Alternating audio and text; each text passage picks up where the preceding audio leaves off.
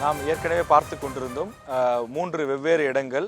அதாவது அந்த கழிவுநீர் தொட்டி, அதே போல டிரான்ஸ்ஃபார்மர் இருந்த இடம், அதே போல எதிர்ப்புறத்திலே இருந்த அந்த கடைகள் அவையெல்லாம் உடைந்து அங்கிருந்து கீழே விழுந்தவர்கள், அதற்கு கீழே கூரைக்கு கீழே நின்று கொண்டிருந்தவர்கள் என்று பல பேர் இருந்தார்கள். தற்போது இந்த இடத்தை பொறுத்தவரையிலே பூவரச மரம், அந்த பூவரச மரத்தின் மீது ஏராளமானவர்கள் நின்று கொண்டிருந்திருக்கிறார்கள். அவர்களும் மேலிருந்து அந்த கிளைகள் முறிந்து கீழே விழுந்திருக்கின்றார்கள்.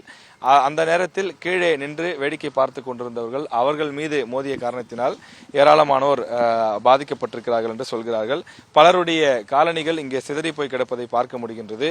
ஒரு குழந்தையினுடைய காலனியும் கூட இங்கே சிதறி போய் இருப்பதை பார்க்க முடிகிறது. கிட்டத்தட்ட இந்த குழந்தையினுடைய காலனியை பார்க்கும்போது ஒரு 3 வயது அல்லது 4 வயது தான் இருக்கும் என்று தோன்றுகிறது. பல பேர் பெண்கள் குழந்தைகளையும் அழைத்து கொண்டு வந்ததுதான் ஒரு பெரிய விபரீதம் நடந்ததற்கு காரணமாக முடிந்தது என்று நேரில் பார்த்தவர்கள் பல பேர் சொல்கின்றார்கள். மிகப்பெரிய ஒரு துயரமாக இது நடந்து முடிந்திருக்கின்றது. ஏராளமான அந்த காலணிகளே நமக்கு யாரெல்லாம் வந்தார்கள், எந்த வயது சேர்ந்தவர்கள் வந்தார்கள், ஆண்களா பெண்களா என்பதை பார்க்கக்கூடிய வகையிலே ஆதாரமாக அவை இருக்கக்கூடிய காட்சியை பார்க்க முடிகின்றது. இத்தனை நூற்றுக்கணக்கான ஜோடி செருப்புகள் இந்த ஒரு இடத்தில் இருக்கிறது. இதே போல இந்த வீதி முழுவதும் கிட்டத்தட்ட ஒரு 500 மீட்டர் தூரத்திற்கு இது போன்று காலணிகள் இந்த வீதியிலே குவிந்து கிடப்பதை பார்க்க முடிகின்றது. இந்த இடத்திலும் ஒரு பெரிய பள்ளம் இருக்கின்றது. இந்த பள்ளத்திலும் மாட்டி நிறைய பேர் சிக்கொண்டிருக்கிறார்கள். கை உடைந்தது, கால் உடைந்தது போன்ற பல பிரச்சனைகள் இருந்திருக்கிறது.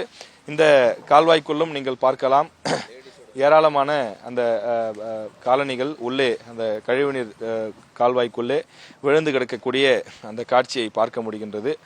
கூட்ட நெரிசல் காரணமாக அவர்கள் இதிலே சிக்கியிருக்கின்றார்கள். குறிப்பாக இதில் மனிதர்கள் மட்டுமல்ல, கிட்டத்தட்ட 40 பேர் உயிரிழந்திருக்கக்கூடிய நிலையிலே உயிரினங்கள் கூட உயிரிழந்ததாக சொல்கின்றார்கள்.